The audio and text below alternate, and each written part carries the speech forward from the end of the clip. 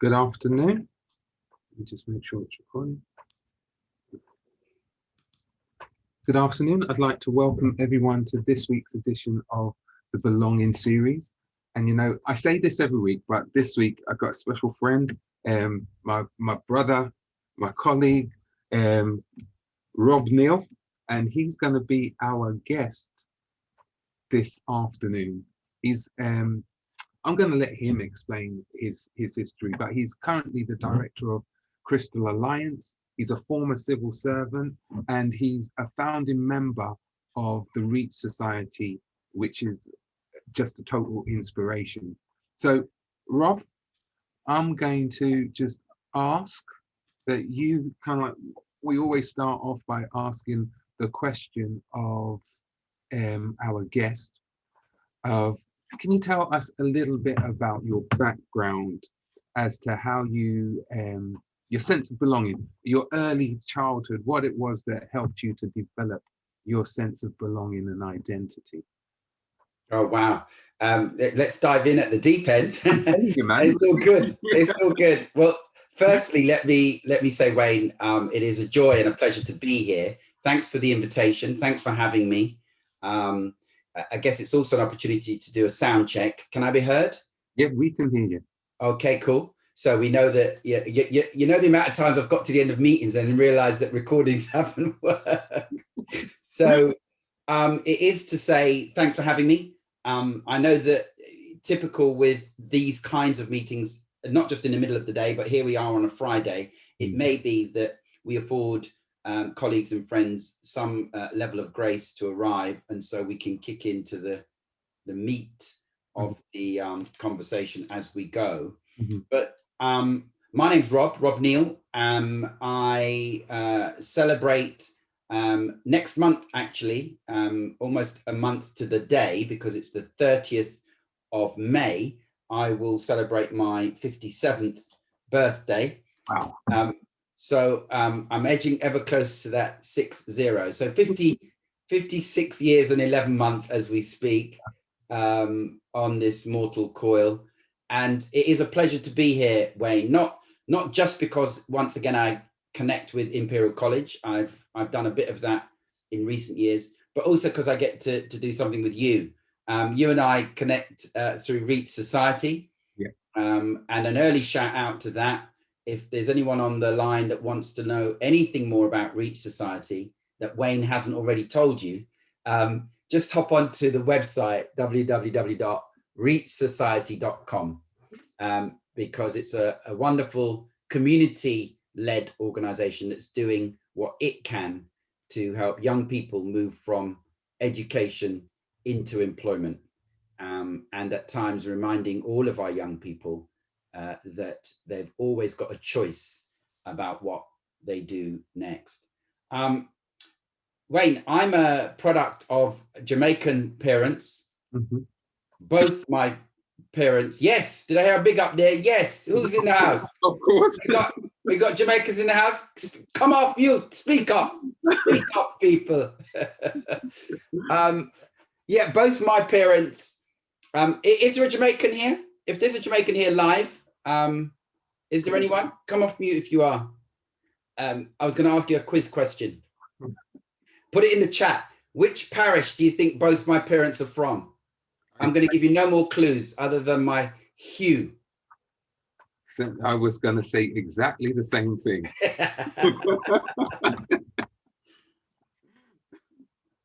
Well, that's wonderful. You're from Ghana, Sarah. That's absolutely beautiful. Is Ghana a country worth traveling to, Sarah? Talk to me. I'm only teasing you, by the way. I'm only teasing. Yeah, so Wayne, both my parents hail from the gorgeous island of Jamaica. Specifically, they are from the southwest parish of Senti.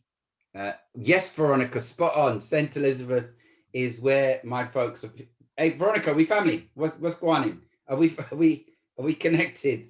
They're both from St. Elizabeth, southwest. My dad's parish. from St. Elizabeth. Sorry. You are. My dad. What's dad's family name? Are you Joneses? Yeah. Okay, we have to look that up. Look them all. Yeah. Might be neighbours. Yeah, whereabouts in St. Elizabeth is dad from? Newmarket. Ooh. Yeah. Ooh. Sorry, Yeah. guys, you just carry on, yeah? Yeah, we just can't. Anyway, Veronica, call me. Let's hook up later. All right. All right. And so, out of many, one people, Wayne. Out of many, one people. You know the score. And my dad came here in 1960. Right. My mum followed him in 1962. Right. And for those who have done the math already, I came along in 1964. I've got an older sister and a younger brother. So I'm one of three siblings. And my early childhood, we settled in northwest London, moved around a little bit because we were cotching and catching a room here and a room there.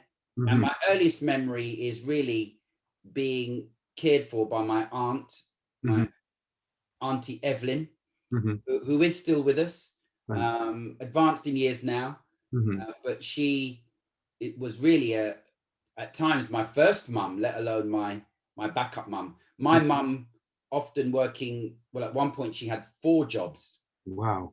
Yeah, at one point, mainly 2 throughout her working life. Yeah. And really, my earliest memory at that point were mum and dad not ever really getting on, to be fair. Right. There was enough arguments in the house, yeah, in the room that we occupied in northwest London. Yeah. And eventually, mum had enough and invited him to leave. You get the torture logic there. Invite him to leave. So anyway, dad left. Stayed in touch. Did his due, but under one roof wasn't possible for mum. Number of reasons for that, which I absolutely learned from, and I am connecting it to your question, Wayne. Yeah. Dad was what you might describe as a petty gambler. Right. He worked hard.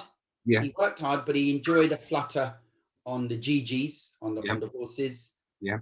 He enjoyed, his company of brothers and fellows, whether it be at a pub or bringing them back to the house. And eventually it got to mum, and it wasn't a way for mum to build a life.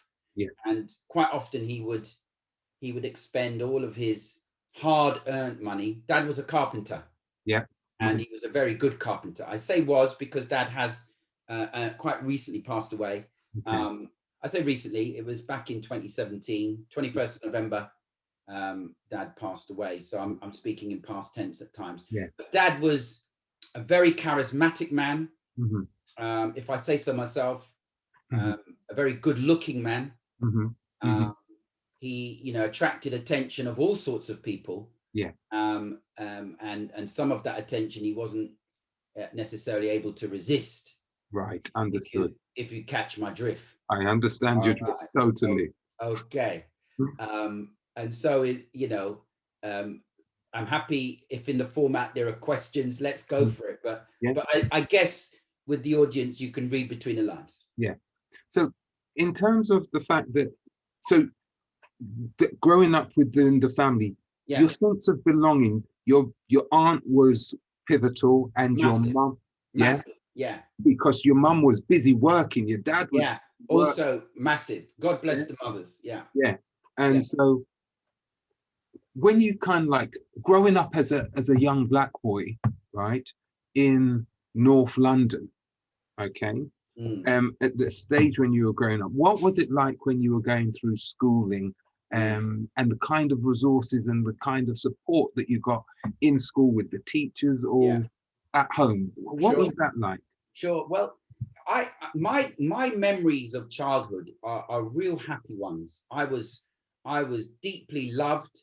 My aunt and my mum, even with her busyness, but aunts and uncles and the extended family was a major part of my life. Mm-hmm. You know, I had favorite uncles. Mm-hmm. They would be the ones that would tend to give me, you know, the change in their pocket. And you know, as a young boy growing up, if you get you get 20 pence, it seemed like a lot of money. Yeah. Now remember folks, I'm 57 next month, so we're going back some time. Yeah. But you know, I don't even want to juxtapose to the modern day. And you know, I've got a few nieces and nephews, and I try to mimic what my aunts and uncles did. And sometimes the look I get is as if I'm administering a beating, and that's another issue, because that can't happen these days, or at least it can't when you look at the law. But you know, when I was growing up, aunts and uncles were huge. The extended family was huge. Yeah. Often because mum might not have been available to be around us, to be looking after us directly. She was looking after us indirectly. She was working 3 at 1.4 jobs in order to bring home enough money. The massive help that my aunt gave, as well as a roof over our head in Northwest London. Yeah. She also had an arrangement with mum that there was no rent paid as such. It was upkeep with the house, help with the electricity and the gas, help with the food and the groceries. Yeah. But we were living with my aunt whose husband had died. He was my godfather. Right. And they had 2 children. Right. So along with my brother, there were two mothers in the house. Yeah. And 4 children. Yeah. And we grew up as a family. I mean, we grew up and went to school as a family. We went to the same schools, albeit ages apart.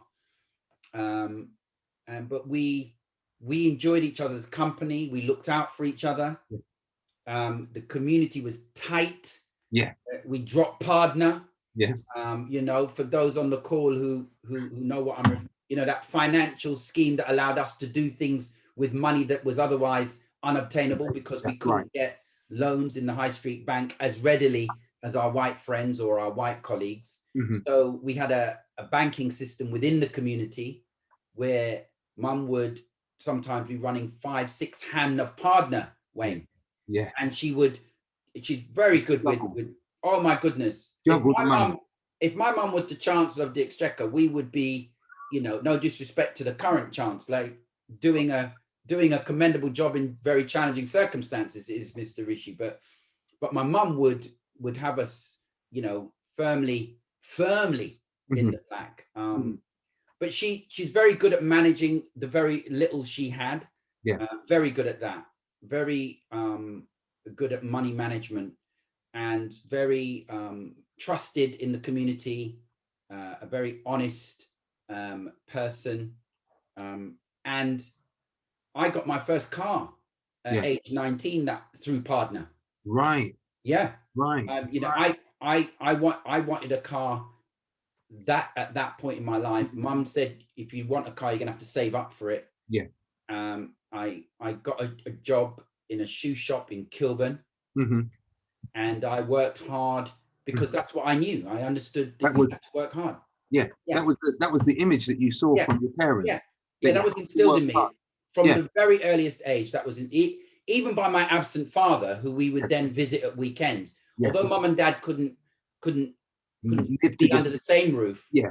Long before child support agency, long before Childline or any of the kind of measures that have been quite rightly introduced to help more families. Yeah. My mum and dad knew mum knew it was important for dad to be in mine and my brother's life. Yeah. And equally, dad knew that it was important for him to play a role. Yeah. Dad just couldn't in the way that mum was financially.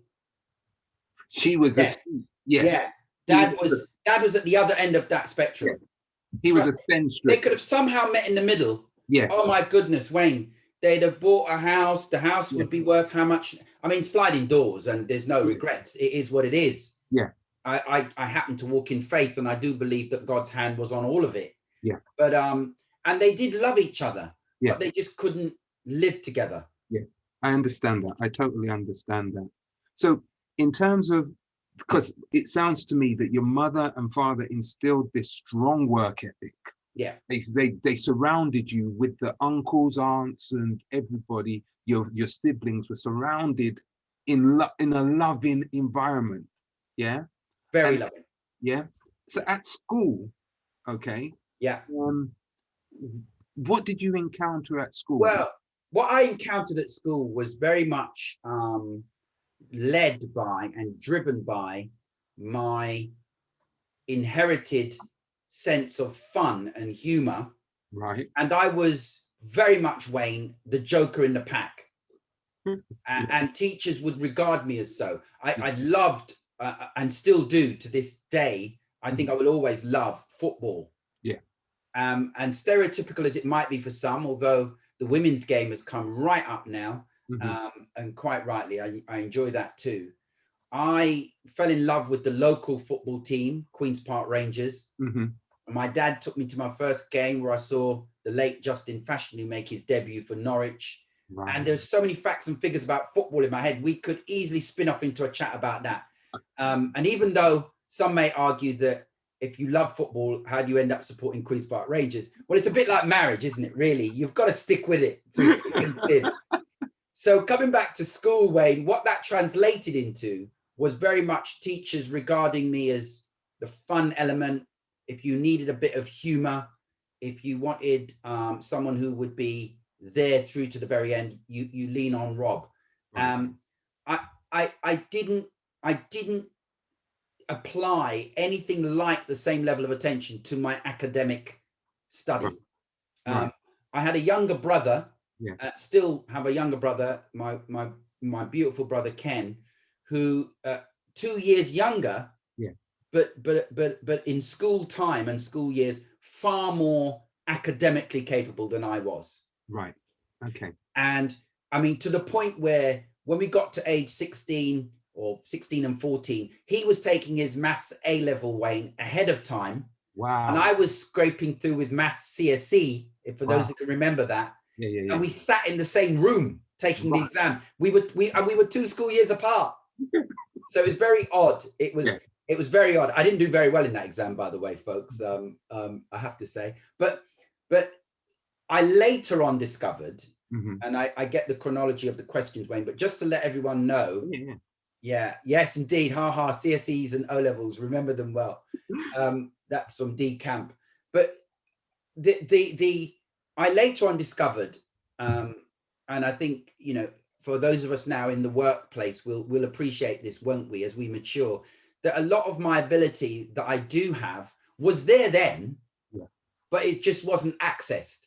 I didn't, you know, one of the things I talk to younger people about now is about getting some of that chronology right for you, but getting it right by what society expects so that you can plug in when you need to. You know, back in the day, Wayne, you went to university if you were clever, if you were in the elite groupings in those classes. That was the gateway to university. I was never clever in school. Right. I was not showing any of my ability in school in academia. I got into the football team mainly because I was fast and I wanted to be a professional footballer. That was my dream. But I was never good enough to be a professional footballer. Right. I just loved the game. I could run very fast, stick me on the right wing, knock the ball over the top, and I'd get there first most of the time. But the minute I was up against a defender that knew the game, they would give me a hit early on, and I would be all game. I'd be trying to hit them back, you know. So I was nullified early on in the game when I got higher up in my abilities. I did get to quite a good standard, but really through my attention to the game, training hard, very fit, and very fast. But I really, at school, at no point, even to my final exams, and I wouldn't want the recording to be heard by any of my children. But anyway, my daughter's 28 now and my son's 24. He's reading maths at Essex University and she's a solicitor. So the story ends in a good place in terms of stuff on paper. And they're very good kids. You know, they care about those around them. They have a worldview. And it's worked out well, and a lot of that has been led by their mother, my wife Donna. We've in June we'll be celebrating 31 years of marriage. Oh, fantastic! Fantastic! Absolutely brilliant. So, how then? Because the Joker in the pack, right? Yeah. You've said not very academic, based on an academic profile, which we would consider the hard subjects or the subject area. Yeah. But yeah, you look at what you've achieved, right? And we haven't even gone into those achievements. Tell me how you got from kind of like sitting in the same class with your younger brother, taking he's taking A levels, you're doing your CSEs in mathematics, to then entering into the Ministry of Justice. Sure. And how did you get those opportunities? Sure. And what pushed you and propelled you forward? Well, it's a great question. It's a great question, Wayne. And it's one I have reflected on before because of the nature of my work. Mm-hmm. And so my answer is somewhat rehearsed. Mm-hmm. But in the way you put the question, it lands in a good place, because it allows me to say that when I realized I was not going to be a professional footballer, Right, that it was only ever going to be a hobby, a lovely hobby, and I love playing football to this day. Wayne, if you said right now, Rob, I'm coming down your road, you got a ball, let's go kick, I'd have to apologize to everyone on the call and say, me and Wayne are kicking ball in the park, you know what I'm saying? But I love football. It runs through me. I love watching it. I love playing it. I love talking about it. Mm-hmm. But when I realized I wasn't going to be a footballer, Mm-hmm. I turned to what was, in my view, the next sensible idea of me earning a living, doing something I enjoy. I always want to do something I enjoy. That humor thing is always there. The passion thing is always with me. I want to do what I enjoy. And I might come back to that towards the end. But I wanted then to be a police officer. Okay. And I thought I could do great work in the community, still do. Mm-hmm. I thought I could do good work between different people in our community, different ethnicities, different languages, different ways of living. I felt I could be a good interpreter in that situation. So I remember doing a project, and it was out of Wembley police station, and getting to know and shadowing a copper. And all of that didn't change my mind. I wanted to be a police officer. It was about a year-long study. And then my girlfriend at the time said, no, you're not going to be a police officer. And I said, I beg your pardon.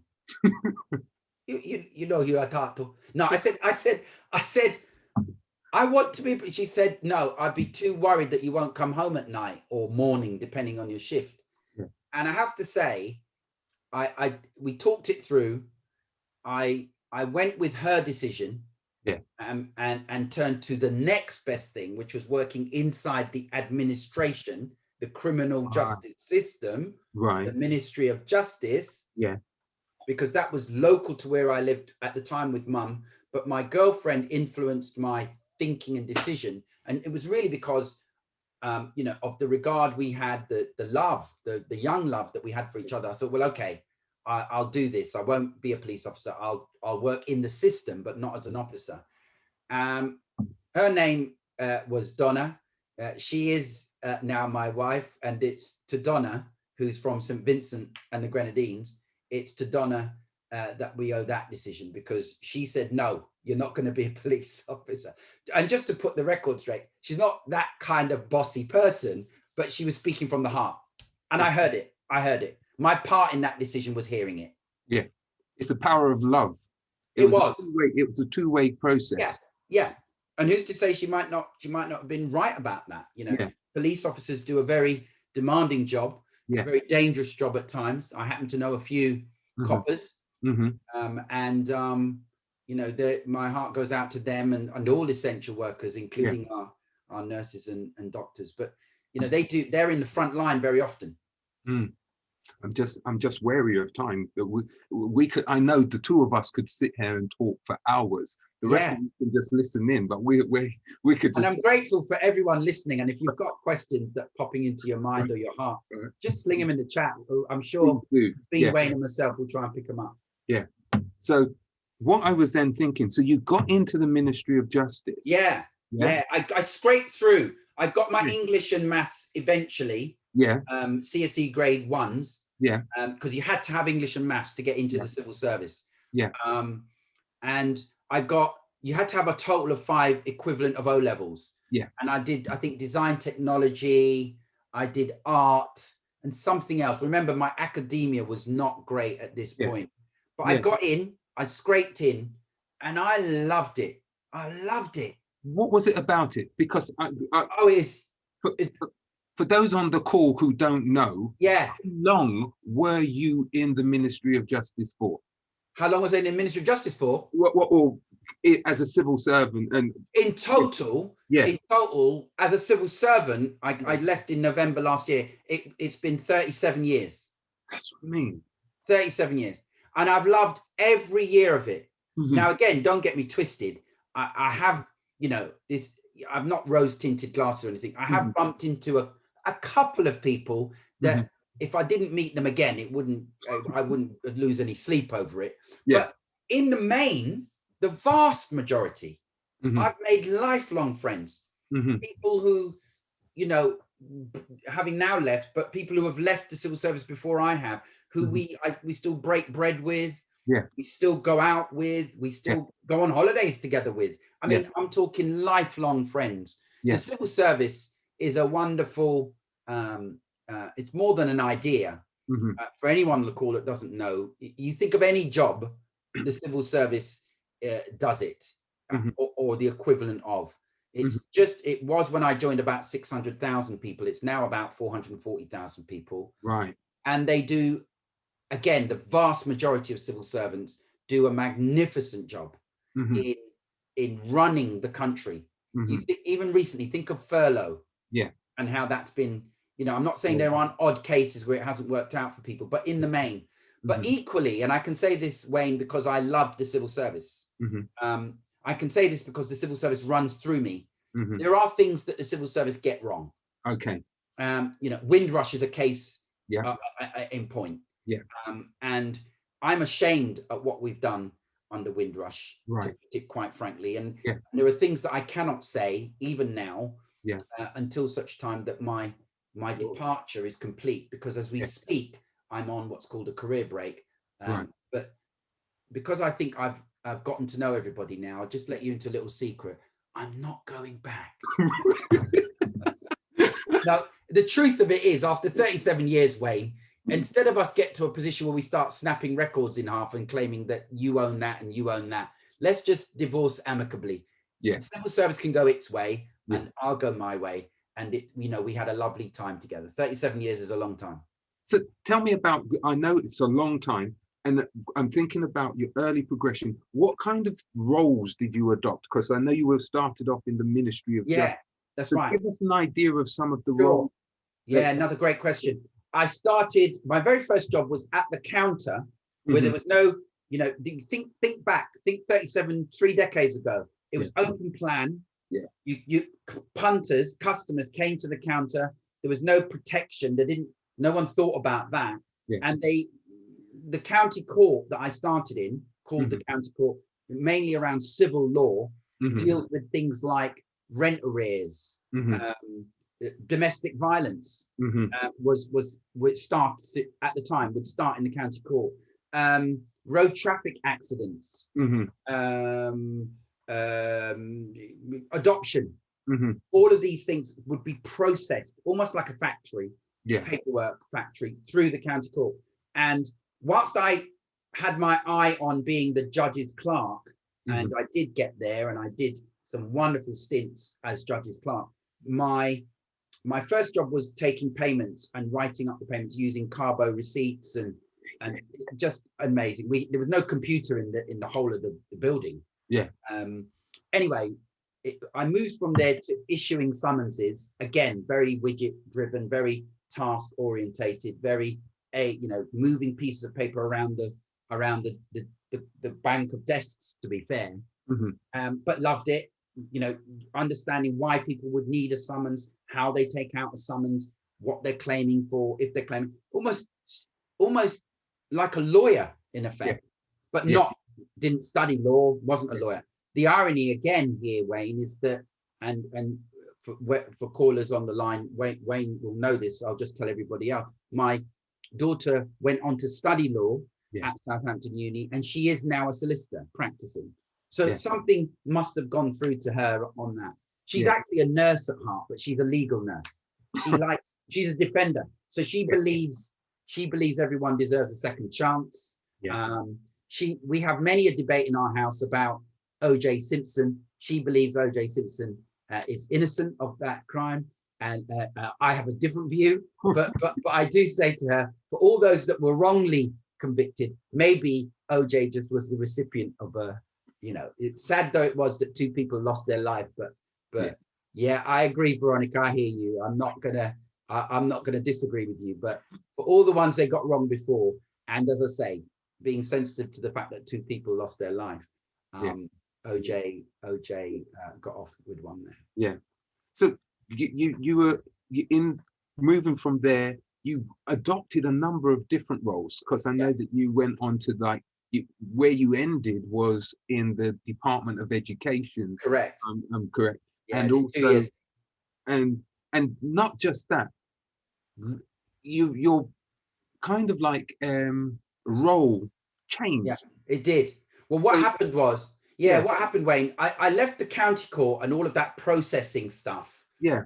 Really cutting my teeth there and understanding what it was to be a civil servant in a front, what they call operational post, but at the coal face, dealing with real people with real issues. I went back to the regional and then the headquarters office, dealing with, first of all, it was with IT and IT contracts. And I quickly found out that we're rubbish at IT in the civil service. We're getting a lot better, but at that point, we were taking legacy systems, old, not even secondhand, third-hand equipment from big organizations that no longer needed them. And because we are civil servants, because we're dealing with public money, we felt that it was better that we didn't buy state-of-the-art equipment, that we would buy the old stuff. I mean, someone needed to explain to those making the decisions that if you buy rubbish, come on, it's going to come and hurt. It's like buying cheap washing up liquid, isn't it? It runs out quicker than if you buy the good stuff. It lasts longer. That's right. And it cleans better. Anyway, I went from there into training. And that's where I really found everything, Wayne, in a working sense. Because when I went on a training course, week-long residential, to learn how to be a leader, because I got a promotion, they send you automatically on a training course to be a leader, to be a manager. Yeah. And I fell in love with the role that the facilitators were playing out front. And I thought, I want to be one of them. How do I be one of them? Because I want to take 18, 20 people away for a week in a hotel and talk about open questions and closed questions, and talk about motivating people and inspiring people, and how you balance the books and how you are being more diverse and more inclusive. I wanted to do that. So I had a chat with one of them during the breaks, and here's how you do it, Rob. And you basically have to get into HR, and you have to get a bursary. And I did all of that. And what it did for me was it kind of said, Rob, you can study this. So I went to Civil Service College. I did a 2-year degree. I did a 5,000 word dissertation. I did 5 modules. I learned my craft. And with the skills that God had already given me around oratory and presentation, and I'm just hanging out today, right, folks? So don't judge me today. You know what I'm saying? I'm just hanging out today. But in all of that, Wayne, I thought, this is great, because I can join the CIPD now. I can build courses. I can take a group of people away and try and inspire them and motivate them. And out of that, they then started looking to me and saying, Rob, we've got a bit of money within the civil service, and we would like to launch, this is off the back of Stephen Lawrence's report into his death. Stephen passed away in 93, but the report was published in 99. That's right. And they said all departments have to come up with a plan. This is almost like the George Floyd of the UK before George Floyd Global. And they said because they could see I was running a lot of training courses, because they could see I was one of the few Black people, let alone Black male. And the civil service, certainly at that point, very hierarchical, very, very male centric. They said, Rob, would you be interested in launching a network for Black staff? And I said, well, we already done got our network. We already chat about things. What's wrong with you? No, Rob, we're talking about a network that you know, everybody who wants to can join. And I said, oh, I'll give that a go. Well, if you do it, but you have to do it within the financial year. It was about the February or whatever. And I said, that's 2 months. yeah, it was like, yeah. I said, no. If you want to do this, I don't tell you that we've already got a network. We don't really need this one. Yeah. But if you want me to do something that's going to lift everything up, then I'll go to my people and I'll come back and tell you when we're going to do it. Yeah. So I went back and came back and said, we'll do it, but we'll launch it in May. Right. And they said, no, Rob, sorry, that's we're not sure to have the money. I said, well, you're not sure to have the network then. See ya. And I literally walked away. A part of me was thinking, what you doing, Rob? What you doing? But I had to do it. And I walked away. The very next day, the boss called me back and said, Rob, what date in May? Have you got the venue sorted? What would be the total budget? So I talked to my people again. You remember, I'm not great at maths. So I talked to my people again. We did, long story short, we presented them with the plan. Yeah. They said yes. Yeah. We launched at what was then, it's no longer there. It's a different building now, but the Commonwealth Institute. We had 500 people arrive for the launch. We had a tremendous day. And the network, which is still there today, called PROUD, was launched. PROUD stands for People from Diverse Racial Origins Uniting the Department. People from diverse racial origins uniting the department. Right.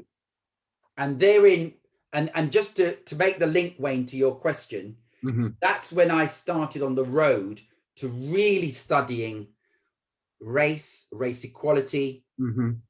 Lots of language today is foremost is really in our minds around white privilege, conscious and unconscious bias, cognitive dissonance, critical race theory. Yeah. That's when the seed was sown for me to do all of that studying. Because remember, the work ethic is there. The work ethic's there. Yeah. If I'm doing anything, I want to do it to the best of my ability. Yeah. So whereas in school, I'm just trying to link everything together. Yeah. Whereas in school, with that. Good luck. Right. But in school, your motivation was football, right? Yeah. And your motivation was, I'm going to be a professional football. What do I need maths, English for? That's not necessary. And I'm not saying that your school didn't push you or look to see where your talents lied. As far as they were concerned, it was a young black guy who can run, who can be a joker in the class. He's not gonna he's not causing any trouble. We'll just let him go. We're not looking to see what potential has. Yeah. But when you found that passion, for yourself, you had that work ethic already, and that was now it became your motivation. Correct. Yeah. Yeah. That's superb. I'm just wary of time. Normally by now I would have invited people, but I just want to keep talking. Normally I would have invited people to ask their questions. Sling them in the chat, folks. Sling them in the chat. I'm just, So what I'm going to say is, with regards to that, because I know that as a result of the stuff which you did there, so how influential were you in kind of like this National Day of Staff Networks? How did that come about as well? Because I know that you've done a lot of work surrounding that as well.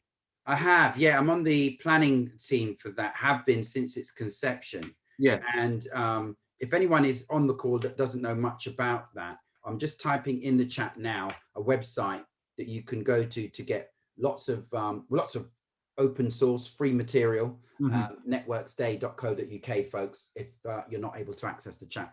The absolutely wonderful Sharon Inkotaria. Sharon Inkotaria is, she's a wonderful human being to begin with. She's, I think, one of the most powerful visionaries in this space about representing and amplifying minority voices. And I don't just mean ethnic minority voices. I mean any group of people within an organization that feel as though they have been marginalized or othered. Right. You know, and IC is no different in this regard. You know, lots of organizations end up othering groups of people because the default culture, the organizational preference is so strong that it pushes everything else to the edge. Yes. It says everything else is less than, is not as important. So the power looks a particular kind of way, and people recruit in their own image, Wayne. Yeah. And so they almost can't help it. Yeah. Except where networks within organizations are appropriately resourced. Yeah. Where they can attract the right kind of people to run those networks. And by the right kind of people, I mean people who understand what that network is there to do. Yeah. And can fit a tap to the incredible power of staff networks, yeah. which incidentally is the name of Sharon's, thanks Sarah, is Sharon's book, The Incredible Power of Staff Networks. I've got it on my shelf here somewhere. I'll give it a flash in a minute. Yeah. And maybe one of our friends on the line can get a link and put it in. But she had this idea about celebrating networks on a day in the year. They do their work all year round, but what if we had a day where it was, you know, our mission to just amplify the voices of all of those networks, gender, LGBT plus, disability, race, the whole 9 protected characteristics and some. Yeah. And so that's what she set about doing. She recruited her team, and I was blessed to be one of them. Yeah. And along with 6 or 7 others. In fact, there's a meeting tomorrow. Okay. Yeah, we've been meeting since January. Yeah. On a Saturday in each month. Beg your pardon. And each of those meetings have been with a view to planning this year's event. The theme for which is togetherness. Yeah. Fantastic. Togetherness. And you know that Imperial as one is a staff network, as it were. So it's kind of fitting that we should discuss that. I've just seen, I'm going to bring Dawn in because I think Dawn had a question. We're going to keep going, but I'm going to invite people to start asking some more questions. I know just because of timing issues. So Dawn, do you want to ask your question to Rob? And if anyone would like to, do come off camera so I can see you. That'd be great. Yeah. But don't feel as though you have to, but if it's okay, it'd be great to see you. Yes, Dawn. Hello. She's gone shy on me. Unless she's on mute. The Dawn I can see is on mute.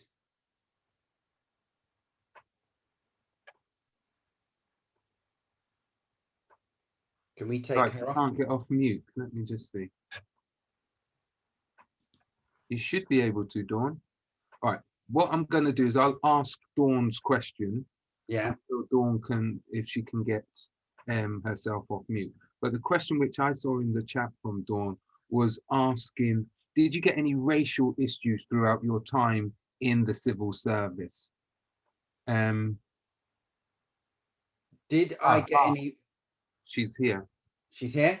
Go for it, Dawn. No. Okay. The mute sign's come off, but we still can't hear her. Maybe there's an issue with the device. In answer to your question, Dawn, and thank you for highlighting that. Yes, I did. Many, unfortunately.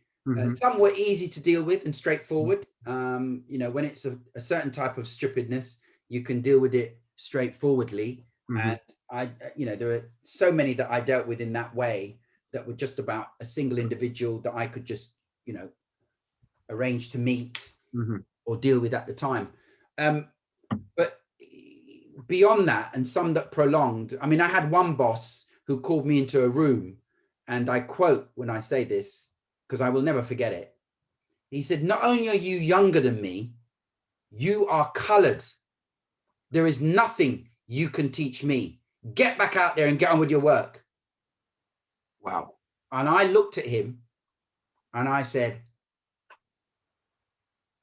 "I don't know if you want me to be scared by what you just said, but I ain't scared. I ain't scared of you, and I ain't scared of anyone else who's got the narrow mind to think that just because someone is younger or older or from a particular race, that there's nothing that we can't exchange and learn from each other. So my advice to you is fix your language and watch me as I walk slowly out this room, because not one and this is exactly what I said to him, Wayne. I ain't kidding. Go on. I am going back out to do my work now. And my advice to you is to fix up your language, because you might end up saying that to someone who ain't going to take the way I'm taking what you just said.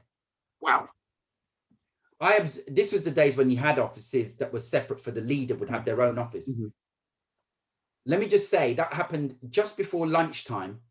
When I was going home at nearly 6 that day, he was still in that room. He didn't move out that room. Oof. The story ends some weeks later. He, in his hobby and spare time, he was a cricket umpire. Mm-hmm. He actually invited me to come and play, because they played social community cricket. Mm-hmm. And I said yes. I'm not making myself out to be any virtuous person here. Mm-hmm. Like everyone else, I got foibles too. Mm-hmm. But I said, you know what? He's extending the hand of friendship. Let me accept that. Because literally from that moment, I believe he checked what he was saying. Now, I hope it changed his heart too. Mm-hmm. But sometimes in the workplace, you just need people to stop saying what they're doing. You can't have a right to how they're thinking. You hope in time their thinking will change as well. But at least you might hate me because of what you perceive me to be when you look at me, but don't get in my way and stop my talent soaring. Yeah. All right. I'm going to come back to something that you just said. Based on, for many, right? Yeah. They would not have the confidence. Yeah. To address their boss. I get that. What was it that gave you that confidence? Well, this is about halfway through my career. Okay. I don't think I would have had the confidence in the first part of my career. You know, I often, in my last speech I gave at the Ministry of Justice, Wayne, when I was 35 years in service, I made it clear that, you know, for the last 25 years, most recent to the present day, I've been black. And the reason I say that, Dwayne, is for the first 10 years of my career, I was colorless. I was without a color. Right. I believed in meritocracy. Yeah. I believed that for me to maximize my potential, all I needed to do was to perform at my best. And if I wanted a job, a particular job, outperform anyone else that went for the job. Right. That's all I needed to do. I learned after 10 years that that's not all of the rules. Yeah. You can get a job that way. Yeah. But there are other rules in play. Yeah. And those rules often have nothing to do with your ability to do the job. Right. I can still remember the first time, Wayne, that I sat on a panel as 3 people to recruit someone. I can still remember it. Yeah. The reason I can remember it, we interviewed 11 people on that day. Yeah. 7 men and 4 women. Yeah. And every one of the women, the chair of the panel, who was an older man, he would ask the woman, do you intend to start a family? Wow. And I can remember, as if it was yesterday, this is my confession, I can remember feeling really uncomfortable with that. Yeah. He didn't ask any of the men that question. Yeah. I can remember kind of spiritually, my chair, I was twisted, and I was like, in between the interviews, I was thinking, I'm going to ask. Yeah. But to my shame, I said nothing. Right. I didn't say anything. I went home that night. I felt so bad. I felt so bad. And I said to myself, I'm never going to let that happen again. Right. I'm never going to be on a panel interviewing people when I feel that a question that's being asked is unfair. Yeah. What has any intention to start a family got to do with any person, any woman's ability, if you're talking about the women being asked questions, to do the job? Nothing. Yeah. It's a question that you could be sacked for asking that question today. Yeah. And quite rightly. Yeah. But I felt ashamed. And, you know, it took me, I don't know exactly, it took me over a month to get over and forgive myself. But when I think about it, Wayne, I didn't challenge the chair because I thought, I'm a junior officer, I might get in trouble here. Yeah. Or I thought maybe that's the way they do interviews and Yeah. I just need to learn that way. Yeah. I thought to myself, I just need to catch up with how it's all done. Maybe it is okay to ask a woman if they intend to start a family, because you're going to invest a lot of time, you're going to train them, and you know, if they get pregnant and all. And I just went, no, this is wrong. Yeah. So my gateway into dealing with race issues was through the gender door. Right. Okay. And I just said to myself, Rob, fix up. Yeah. And from that, literally about a month later, from that day forward, about 22, 23 years ago now, I said, no more am I gonna not say the right thing. Right. I might have to study some more to say it the best way possible. Yeah. I might have to choose my moment to say it. Yeah. I might have to build a platform organizationally, like the network, to say and articulate the counter narrative. Yeah. Too many times, rooms filled with white people, and I'm gonna do it the binary to say they are trying to decide what happens to black people. Yeah. Why are there no black people in that room? That's right. We need people of color in decision-making spaces. Yeah. That's how we get the neurodiversity that we need. Yeah. Just as we need women on boards. Yeah. We need people of color on boards. Yeah. Don't tell me that we're not smart enough. Yeah. It's balderdash. Rubbish. They're not there because of decisions made by who are there to recruit in their own image. Yeah. Yeah. So from that day, I said, no more, not on my watch. Yeah. I am going to speak up. And way before the tragedy, way before the 9 minutes and 29 seconds, way before George lost his life, bless his soul, some of us have been speaking about race and race equality for a long time. Yes.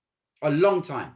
Whether we're talking about Joy Gardner, Roger Sylvester, Dalen Atkinson, whose trial starts next month, by the way, Roland Adams, Stephen Lawrence, of course, Mark Duggan, all of these people losing their life at the hands of the establishment, losing their life, and still, we can still end up with injustices where you end up with something like the Windrush policy, asking a group of people to go back to the country they were born after they came here to fix up the country. That's right. Upon invitation. Yeah.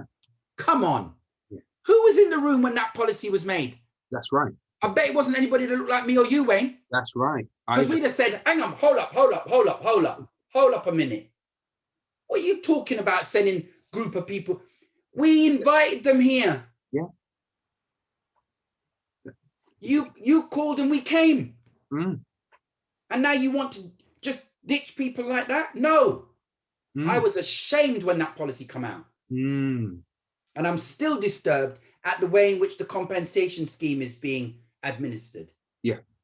We need to read what Wendy Williams says in her report. It's on my shelf back here. Read the report.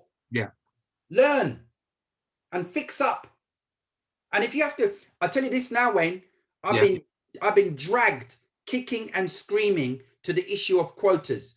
Yeah. I've always wanted to believe in meritocracy. No. We don't, no handouts. No, don't be, listen, we have the ability and the talent. For some industries, Wayne, for some industries, and further education, higher education is one that we're really having to look at. Yeah. We might have to fix quotas. We might have to have the Rooney Rule. Because they're not fixing it. Sorry, go on. No, sorry. the entrenched power base is too white. And white fragility is a real thing. It's a real thing. We have to get in the room, start mixing it up, and come out with better policies. That's what we need to be about. Fantastic. Dawn, thank you for that question. You see what you've done to my brother there? It's Dawn's fault. It's I'm Dawn's sorry. fault. I'm sorry about that. I was on remote desktop and realised I can't use my camera on that. So, and I was thinking, what's going on? Oh, thank you for answering, Rob. That was really good. And your presentation speaking has been brilliant. I loved it. Thank you, Dawn. And I it received that. resonated for a lot of my upbringing too. So yeah, Thank you. it's good. Are you in North London? I can see your house is a Guna. Yeah, I'm in Greenford, so yeah, not. Oh right, okay, Greenford. Yeah.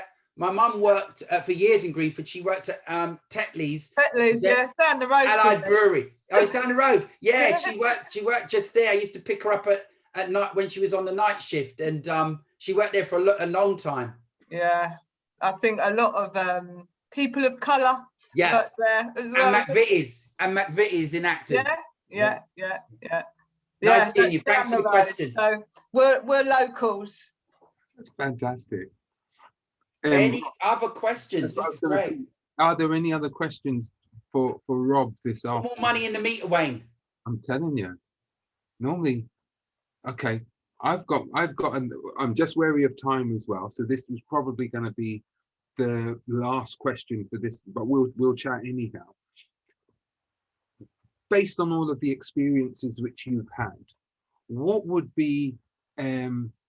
you like to see going forward for the next generation? You've said that your son's just finishing his maths degree, your daughter is doing her is a solicitor. What is it that you would envisage for your children and your children's children's in terms of the space of work and how they are perceived? And do you mean, when you ask that question, Wayne, do you mean a message for them, or do you mean a message for the establishment before they get into it? A combination of both. What would you say to the establishment, and what would you like your children's children to be able to either achieve or receive? Well, and thank you, Dara, who's had to leave. I hope I've got that pronunciation right. Thank you for that lovely message. For me, Wayne, I think it's really important to know thyself. You know, when I think of the younger me, I think had I understood more of who I am earlier, then perhaps I would have been able to do more and affect more. Mm-hmm. You know, it is what it is, and as I've mentioned, I walk in faith, and so God's hand is on it. Mm-hmm. You know, nothing before its time and all of that. Mm-hmm. But I do say to younger people sometimes, know thyself. Mm-hmm. And just as importantly, as you connect and grow into yourself, mm-hmm. Be yourself. You know, mm-hmm. don't be pushed off course by, you know, that instant gratification, the kind of just add boiling water, that kind of pot noodles mentality that mm-hmm. everything today, it has to be now. Yeah. Some things take time. Yeah. So know thyself and be thyself. Mm-hmm. And then the final bit I say, and sometimes it's to remind young people, as we get older, I mm-hmm. think our bodies have clever ways of telling us this, but look after yourself. Yeah. You're not going to last forever. Yeah. You know, your spirit might, depending on where your faith lies, but your physical body, your biological apparatus mm-hmm. will depreciate. Mm-hmm. And you do well to look after it, just as we would do well to look after the planet better in some ways. Yeah. So eat well, mm-hmm. sleep well, mm-hmm. you know, regulate your time on social media mm-hmm. or Xbox or whichever one it is, you know, these weapons of mass distraction, you know, regulate your time on all of that. They can be very useful tools, but they can also be a distraction. And discernment, you know, keep good company, spend time with people who edify and mm-hmm. lift up, mm-hmm. not people who ask you to do dubious things. Yeah. And ask you to do things that your spirit, your moral compass tells you is wrong. Mm-hmm.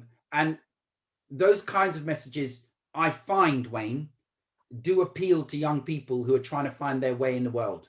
Mm-hmm. You know, some of us, we get to our 40s and 50s and we kind of forget what it was like when we were young, and there was all sorts of things running through our heads and what have you. We sometimes forget that, but we do well to remember, and then layer on all of the complexity of the modern world that's tugging our young people in so many different directions. And just to be there for them. Brilliant. And I think in terms of establishment, it is about understanding that talent, colorful talent, comes in so many different shapes and forms. You don't have to, with the greatest of respect to today's audience, you don't have to have gone to university to be the person for the job.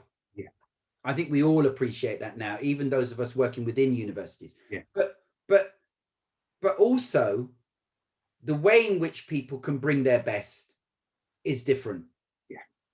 And I think it's important. The work that Imperial as One does is so important in giving safe space to people to heal, to offer their best, to fine tune and polish their best, to enrich and educate others that perhaps aren't members but are still stakeholders.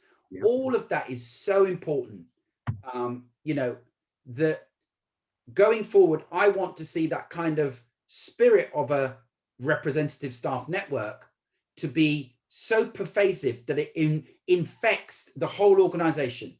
You know, if you want colorful talent to make its way to its natural destination, maximizing its potential, then you need to recognize all of those things. Fantastic.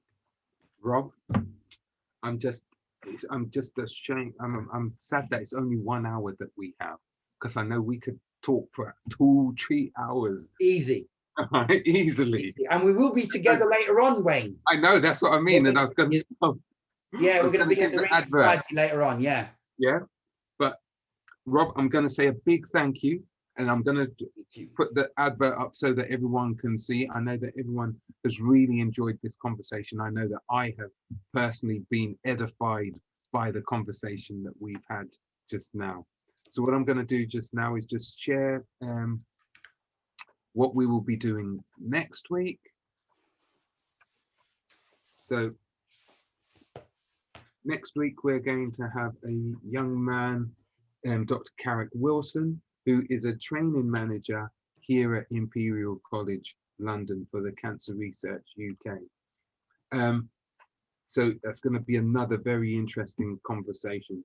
And if you've missed any of the recordings or any of the interviews before, you can find it on our YouTube site, which is tinyurl.com belonging-IAO. And as I was saying, later on this evening, you can see Rob is going to be one of many Black entrepreneurs who's going to be discussing the role of entrepreneurs in post-COVID economic recovery. So please join in with that conversation later on. All I have to do now is just to say a big thank you to everyone for coming, and then we can take it from, have a good weekend. It's a bank holiday weekend, so enjoy your bank holiday. And Wayne, if you could, can you bring me back for 30 seconds? I just want to say in closing, thank you. Do enjoy your bank holiday weekend, everybody. Don't turn up for work on Monday now, because you love it. So remember, we've got Monday off. But it's just to say, Wayne, thank you for inviting me. We've juggled the date a couple of times because you and I, like everyone on this call, was so busy, but we've got there. So thank you for that. For those who haven't already, check out reachsociety.com. If you want to, you can check out my consultancy at krystalalliance.co.uk. I'll pop that in the chat. And if you want to, do tweet or follow me on Twitter. It's at ROBYE46. If you want to do that. And I guess as a final message, something I've spoken about my mum, and there's nothing I wouldn't do for my mother. Trust me. God bless all the mothers. I've spoken about my aunt. I do want to just leave you with something my dad instilled in me. Bless his soul. Passed away 21st November 2017. I miss him dearly. But my dad said to me, and I think it's quite fitting for members of staff networks, actually. But my dad said, as I was growing up, he said, when here a task is set for you, don't idle, sit, nor view it, or be content to wish it done. Begin at once and do it. All right, my brother. All right, my brother. All right, I'm done. We're done now. We're done. Rob, thank you. Out of many, one people, see? Yeah. Out of many, one people, see? Jamaica. All right. Boom. Love things, love things. Brilliant. Wayne, catch you later. Yeah, Thank definitely. Peace you. out. Thank God you. bless you all. Bye. Take God care. bless. Bye. Bye-bye. And you too. Stay Bye. strong. Keep love in your heart. Keep love in your heart.